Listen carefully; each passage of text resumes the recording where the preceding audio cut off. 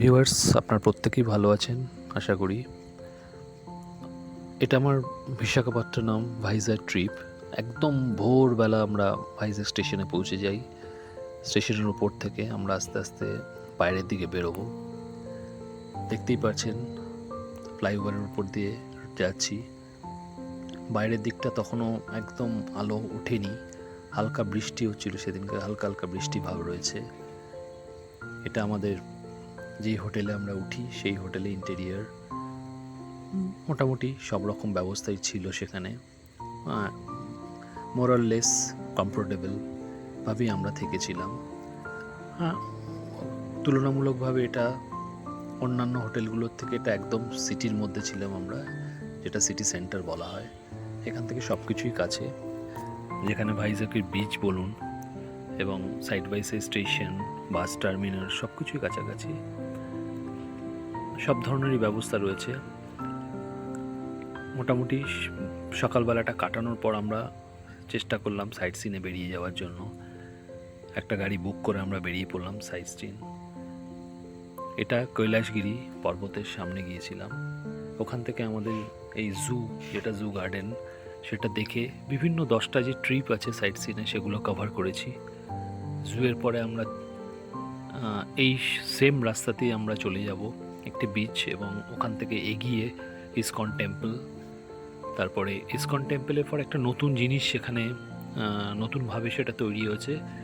এটা হচ্ছে বালাজি মন্দির, অর্থাৎ তিরুপতি মন্দিরের আদলে এখানে আরেকটি পাহাড়ের ওপরে, ওই পাহাড়ের ওপরে দেখতে পাচ্ছেন ওখানে বালাজি টেম্পল হয়েছে। এটা হচ্ছে এন্ট্রান্স মেনলি। আমরা আর ভেতরে ঢুকতে পারিনি, আমাদের টাইম হয়নি। এই রুটে আমরা শেষ পৌঁছে ঋষিকোন্ডা বিচে গিয়ে, এবং সেখান থেকে আমরা আবার সেমভাবে রিটার্ন করব। এই টোটাল রাস্তাটাই একদম সমুদ্রের পাশ দিয়ে চলছে। কি অপরূপ দৃশ্য সমুদ্রের। হালকা সেই দিনটা একটু বৃষ্টি ছিল বলে হালকা মেঘলা ভাব ছিল, তাহলেও খুব ভালোভাবে আমরা উপভোগ করেছি দিনটাকে। দেখুন রাস্তাঘাট কত পরিষ্কার, কি সুন্দর রাস্তা। এই যেতে যেতে দূরে দেখতে পাবো সাইট সিনের মধ্যে অনেকটা দূরে রয়েছে সেই জাহাজটা, যেই শিপটা একদম সমুদ্রের পাশে এসে আর ফিরে যেতে পারেনি, সেই শিপটা রয়েছে, দেখতে পাবো এখান থেকে। এটা ভাইজ্যাগে একটা ভিউ পয়েন্ট, সেলফি পয়েন্ট। এই যে সেই শিপ, যে জাহাজটা এখানে এসে নোঙর করেছিল আর রিটার্ন যেতে পারেনি। শুনেছিলাম এখানকার লোক বলছিল এটা বাংলাদেশ থেকে এসেছিল এই জাহাজটা, আর রিটার্ন করেনি। এটা স্মার্ট সিটি পার্ক, ওই একই রুটে পড়ে। এবং লাস্টলি আমরা গিয়ে পৌঁছালাম বিশাখাপত্তনম ডিস্ট্রিক্ট আর্কিওলজিক্যাল মিউজিয়াম। এখানে এই কিছু পোস্টার আছে G20-র ওপরে। এটা সারাউন্ডিং এরিয়াটা মিউজিয়ামের খুব সুন্দরভাবে ডেকোরেট করা রয়েছে।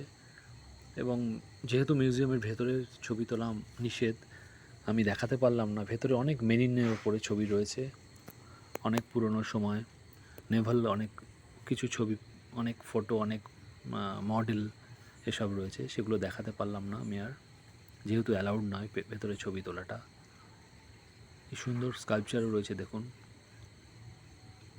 এই মিউজিয়ামটা বেশ সুন্দর করে তৈরি করা। এটা হচ্ছে, আপনারা দেখতেই পাচ্ছেন, এটা হচ্ছে সাবমেরিনটা, সেই সাবমেরিন। টোটাল এই পুরোটাই সাবমেরিন একদম দেখুন। এবং আমরা এই রিটার্ন করেছি করে রাতেরবেলা আমরা আমাদের গেস্ট হাউসের নিচে হোটেলে খাওয়া দাওয়া করছিলাম। সেই এটা ইন্টেরিয়ারটা। এখান থেকে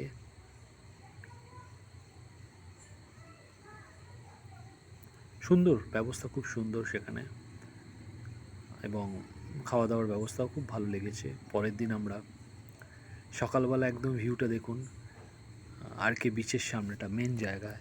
এই দুটো দূরে বাঙালি হোটেল, এখানে রামকৃষ্ণ মিশন, এই অরেঞ্জ কালারের রামকৃষ্ণ মিশনের, বিবেকানন্দ রামকৃষ্ণ মিশনের যে অফিস এবং সব কিছু রয়েছে। এবং বাদিকটা আর কে বিচ, ওই দূরে দেখতে পাচ্ছেন একদম শিপিং ইয়ার্ডটা রয়েছে। এবার সমুদ্রের খুব সুন্দর কোলাহল আওয়াজ এবং খুব এনজয়ফুল। মর্নিংটা খুব ভালো লেগেছে আমাদের। আমরা সমুদ্রের পাশে গেলাম। এই সামনের পাহাড়গুলো, এটাই এখানকার বৈচিত্র্য যে পাহাড়ের সাথে সমুদ্র।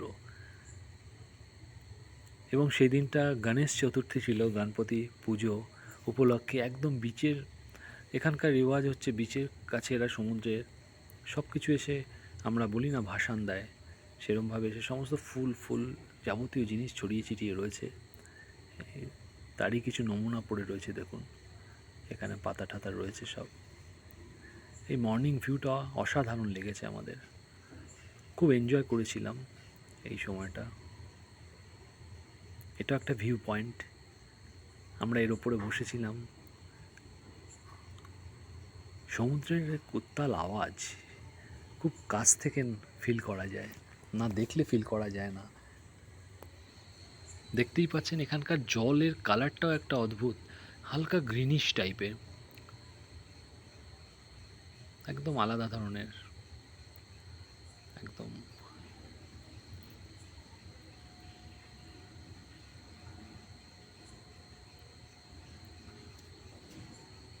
আশা করি আপনাদের ভিডিওটা ভালোই লাগবে। প্লিজ আপনারা বেশি করে শেয়ার করবেন, সাবস্ক্রাইব করবেন এবং লাইক দেবেন।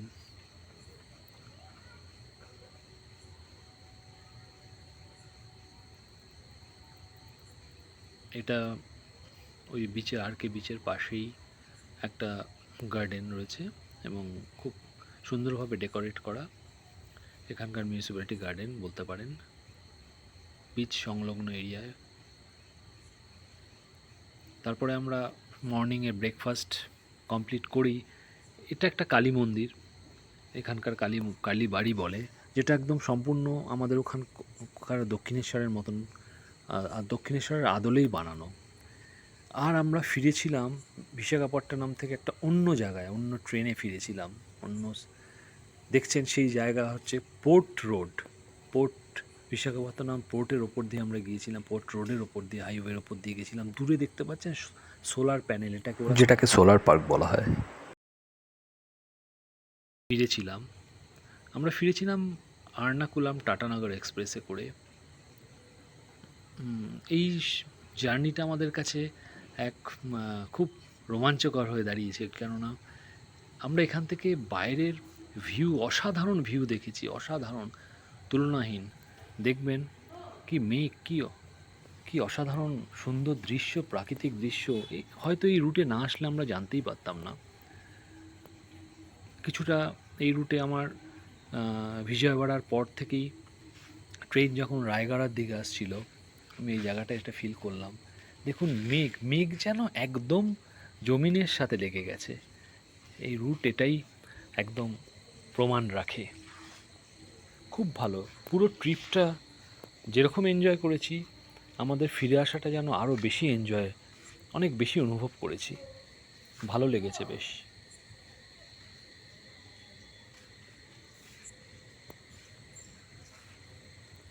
একদম ট্রেনের ভেতর থেকে আমি ফটোগুলো নিয়েছি, মাঝে মাঝে কেটে গেছে, তবুও দেখুন একটা অসাধারণ দৃশ্য। এই ছবিটা দেখবেন, এর পরেই আসছে ছবিটা, আরও ভালো লাগবে। একদম পাহাড়, সাথে মেঘ, সীমানা, দিগন্ত, একদম মিলিয়ে মিশিয়ে একাকার।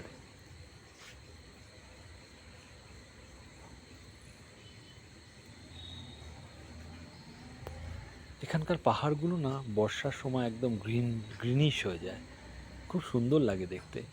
দেখেছেন এই ভিউটা কি সুন্দর, একদম গ্রিনের সাথে, যেরকম কোনো অংশেই যেন কোনো হিল স্টেশনের থেকে কোনো অংশেই কম নয়, এত সুন্দর দৃশ্যগুলো। এই যে দৃশ্যটার কথা বলছিলাম, দেখুন।